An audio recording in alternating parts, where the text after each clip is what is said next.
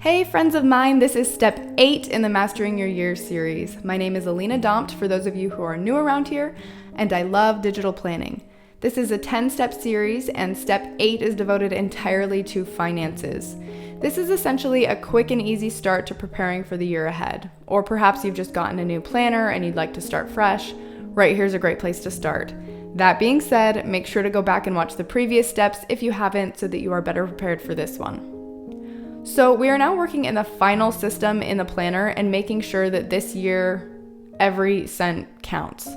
I know that I need this because in the past couple years our income has increased substantially thanks to my husband graduating law school and actually entering the workforce. And over the past year, probably, we've become a little lax about our budget.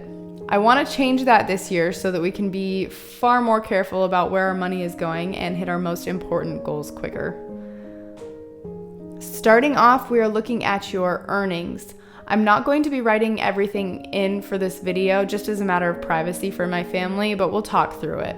So at the top here it says begin with your earnings plan. This year, instead of focusing solely on how to cut down on your expenses, think of ways to raise your income. Start a new business, take on an extra part-time job, or do some odd jobs for friends and family who could use a hand.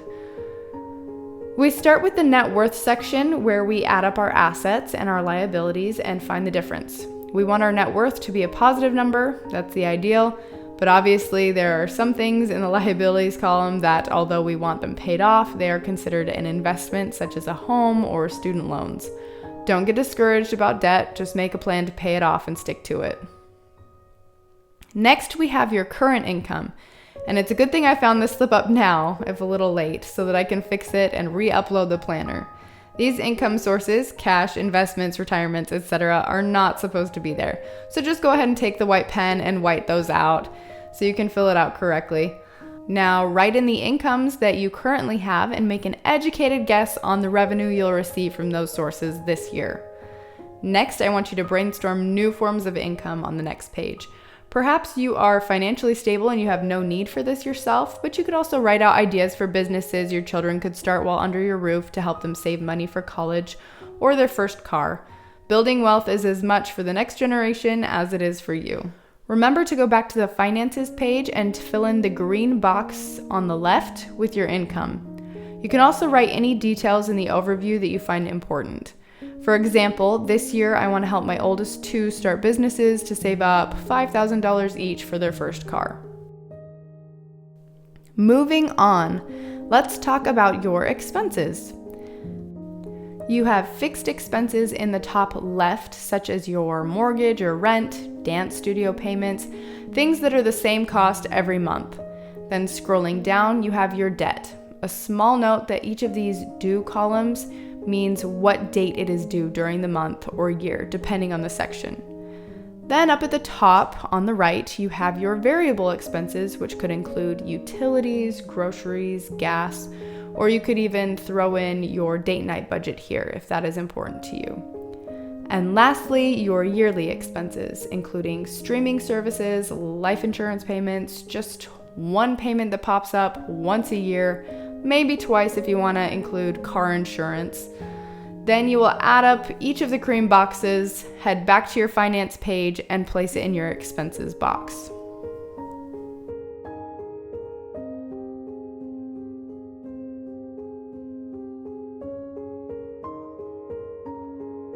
Next, charitable giving.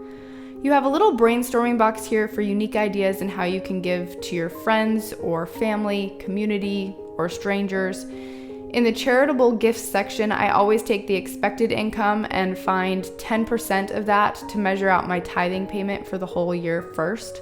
Then I tackle other ways to be generous. On the right, I budget out birthdays and holiday gifts.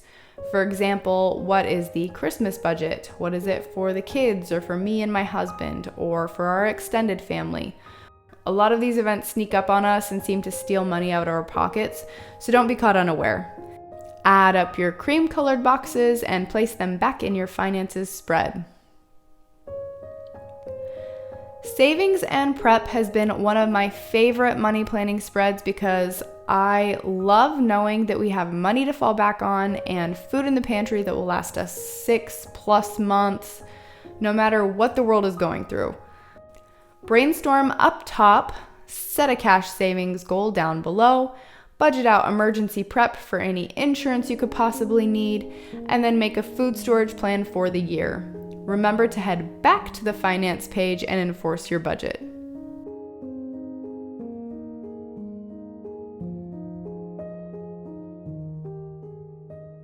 Lastly, let's cover your wish list. I always include this list because often we do not make plans for the things that we want. We simply notice there's enough in the bank account one day, have a moment of weakness, and then wonder if our hasty decision to buy something we really wanted is going to be the financial last straw or not. You should not feel like the bad guy when you're buying things that you want. You should feel like you've planned for it and it was meant to be purchased, no guilt. I always order these things in order of importance, and then my husband and I set aside a monthly budget to put towards these things.